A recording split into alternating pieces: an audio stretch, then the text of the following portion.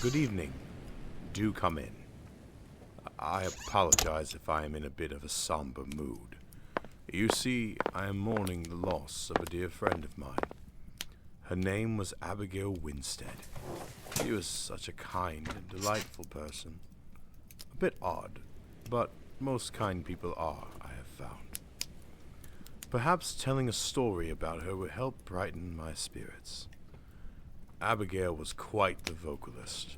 One note, and I swear she could part the very heavens. Her favorite song was quite peculiar. Sometimes on windy nights, I swear you can hear her singing. She called it the Hearse Song. She had heard it when she was a young girl at a slumber party, and it has haunted her to her very grave. Allow me to tell you the tale that she told me of the first time she heard the Hearse Song. Abigail had a rather interesting childhood. You see, her mother was a mortician and also the local coroner. She owned the local funeral home where she and Abigail lived.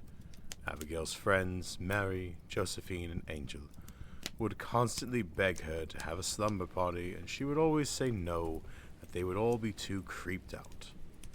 But one day she eventually relented and agreed to the party. Her friends were so excited. Their parents, not so much.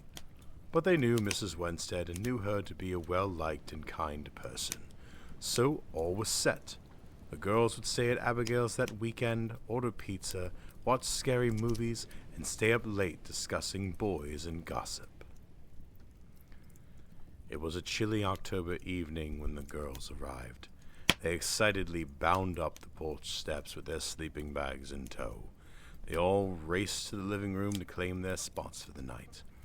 Mrs. Winstead came in to welcome the girls and to lay out a couple ground rules.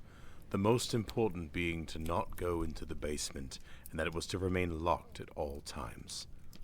The girls agreed and settled in, awaiting their pizza and drinks. Mrs. Winstead brought the food and drinks to the living room and then left the girls to their party. Somewhere between the commercial breaks accompanying the screening of Dawn of the Dead they were watching, the phone rang, making them all jump out of their skins. Mrs. Winstead answered it, and after a short conversation she sighed and told the party on the other line that she would be on her way. She then told the girls that she would be back in a moment, that she had to tend to some work matters. Once she was out the front door, Abigail told the girls to run to the window. They asked why, and she told them just to trust her. They all ran to the window just in time to see Mrs. Winstead round the corner in the hearse. The girls had never seen one before. It was long and black. Its body gleamed in the moonlight. They watched with morbid curiosity as it pulled out onto the road and disappeared into the night. They all ran back to the living room, eager to speculate over Mrs. Winstead's sudden departure. "I bet it was a really old person. I hope it was that nasty old Miss Crabtree," said Angel. "Maybe someone was in a car accident," questioned Mary. As the girls continued making speculations, the movie abruptly changed to a special bulletin report from the local news station. Abigail shushed the girls, and they turned their attention to the TV. The news anchor began talking about the suicide of a young girl. One the girls knew. "Wasn't that the creepy girl in our science class?" said Josephine. "She was so weird. Nobody liked her, and she always sang such weird songs about death and graveyards all day. There was one she sang all the time. How did it go?" asked Mary. "Something about worms playing cards or something. Good riddance," spat Abigail. "I always hated her." "I guess we will have to find someone else to make fun of," Abigail said. The girls laughed and watched the remainder of the news report, speculating over why the young girl had done it. Once the bulletin was over, the movie resumed, and the girls moved on to talk about what boys they thought were cute and such. About an hour later, Mrs. Winstead pulled up into the driveway, a police car following behind, and made her way around to the back of the house, where the outer basement door was. She and the officers unloaded the body of the young girl and brought it down into the mortuary beneath the house where she could be stored until the funeral. Once the body was tucked away, Mrs. Winstead went upstairs to tell the girls that she would be back in a while, as she had to go to the police station to talk with the chief. She told the girls to make sure to follow the rules, went to check that the basement door was locked, and then left. The girls went back to their dinner and movies, pushing the news of the death out of their heads. Once the final movie was over, the girls got ready to go to bed, but just as they got into their sleeping bags, they heard a loud slam. Abigail jumped up to turn on the lights. She scanned the room for anything amiss. She went to look into the hallway, where she found that the basement door was wide open. She turned back to her friends to tell them that the basement door had somehow slammed open, but froze when she heard the singing coming from the now open door. The worms crawl in, the worms crawl out, the worms play pinochle in your snouts. Abigail ran to her friends who had huddled together on the floor.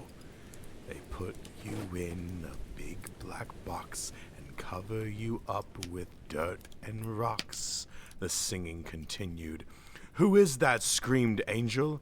Suddenly the lights went out and the girls screamed. Abigail fumbled about the coffee table, looking for the drawer that hopefully had a flashlight. She found it and started waving it around the living room, but she froze when the light hit a pair of dirty, bare feet.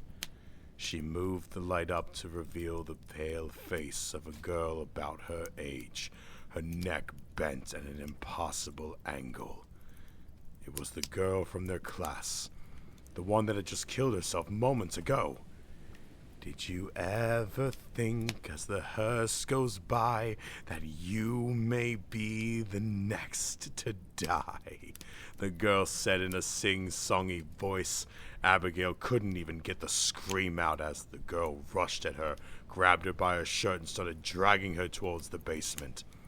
The girls tried to help her, but the dead girl was unnaturally strong and fast. She dragged her to the open basement door, and the two descended into the darkness, the door slamming behind them. Mary and Angel began frantically pulling on the door to open it, while Josephine called Mrs. Winstead and told her what had happened, all while Abigail screamed and begged for help. As soon as Josephine slammed the phone down, the screaming was cut off and the door creaked open.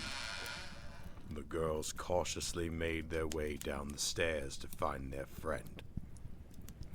But once at the bottom, they saw why they were told to keep the door locked. They found themselves in the morgue, and to their horror, they saw Abigail's lifeless body on the autopsy table, but no sign of the dead girl. They rushed to her side and began shaking her and calling her name, hoping that their fears were wrong. They were just about to give up hope when suddenly Abigail gasped and awoke. The girls carefully brought her to her feet and led her back upstairs just in time for Mrs. Winstead and the police to arrive. The police searched the home top and bottom and questioned the girls, but chalked their story up to make-believe, probably just trying to cover up a prank gone horribly wrong. Mrs. Winstead sat with Abigail on the couch, a blanket wrapped around her as she was surprisingly cold. Abigail just sat there with a small smile on her face, humming an eerily familiar tune. I will miss her strange songs and her kindness. Perhaps one day we will meet again. This cabin has an awful habit of bringing up the past and those we leave behind. I feel a bit chilly. I think I will make some tea and retire for the night. You are free to leave at your discretion, and I suggest you do so before it gets too late. If you should hear any singing on your way home, not to worry. It most likely is just the wind whistling through the trees. Or is it?